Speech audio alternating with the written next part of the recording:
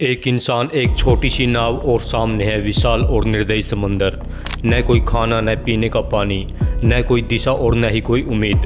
क्या कोई इंसान एक दिन, 10 दिन या एक महीना ही नहीं बल्कि पूरे 438 दिन सिर्फ समंदर के बीचों बीच अकेले जिंदा रह सकता है? इस सवाल का जवाब है जोसे सिल्वाडोर अल्वारेंगा की असली कहानी। साल 2012 है, नवंबर का महीना। जोसे अल्वारेंगा एक मछुआरा जो एल सल्वाडोर का रहने वाला था, लेकिन मैक्सिको में मछली पकड़ने का काम करता था। उस दिन वो हमेशा की तरह एक छोटी सी फाइबर ग्लास नाव पर निकला। उसके साथ था एक 22 साल का लड़का एजविल कार्बाडोबा, जो पहली बार उसके साथ समंदर में गया था। मौसम विभाग ने तूफान की चेतावनी दी थी, लेकिन जोसे को अनुभव था।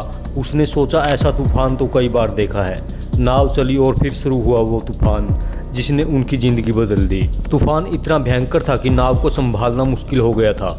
जीपीएस, रेडियो सब खराब हो चुका था। तेज हवाओं ने नाव को भटका दिया और वो धीरे धीरे समुद्र की गहराइयों में बहती चली गई। अब न कोई रास्ता था और न ही मदद की कोई उम्मीद। 2 इंसान और एक नाव और एक अंतहीन समंदर। शुरू के कुछ दिन जोसे और एग्जविल ने खाने के लिए मछलियां पकड़ी, कछुए मारे और बारिश का पानी जमा किया। लेकिन जब तूफान लंबा खिंच गया तो उनका स्टॉक खत्म हो गया। वो पक्षियों को फंसाकर खाते, कच्ची मछलियां खाते, यहाँ तक कि कछुए का खून भी पीते। लेकिन हर दिन एक जंग थी, शरीर से ज़्यादा मन की जंग। इसके कुछ ही हफ्तों बाद एग्जविल ने हार मान ली। उसने मछली खाना बंद कर दिया और वो बहुत कमज़ोर हो गया था। और एक सुबह जोसे ने देखा उसका साथी मर चुका था। जोसे के लिए यह सबसे बड़ा झटका था। अब वह वीरान समुद्र के बीच पूरी तरह से अकेला था। जोसे ने कहा कि कई बार उसे भ्रम होने लगा। वो आवाज़ें सुनता, अपने परिवार को देखता। कई बार वह खुद को मारने की सोचता, लेकिन हर बार अपनी बेटी का चेहरा याद करके रुक जाता। उसने बताया कि उसने नाव की एक दीवार पर कैलेंडर की तरह निशान बनाए, हर दिन को गिनने के लिए। लेकिन 200 दिन के बाद उसने गिनना बंद कर दिया। अब उसे खुद ही नहीं पता था कि वो कितना वक्त बिता चुका है। कई बार शार्क आई और नाव से टकराई और भयंकर तूफान आए। सूरज ने शरीर झुलसा दिया। जोसे का वजन आधा रह गया और होंठ फट गए।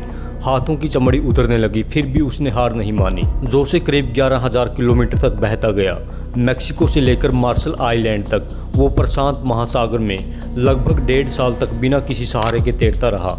और फिर 30 जनवरी 2014 को अचानक उसकी नाव एक छोटे से द्वीप पर जा टकराई।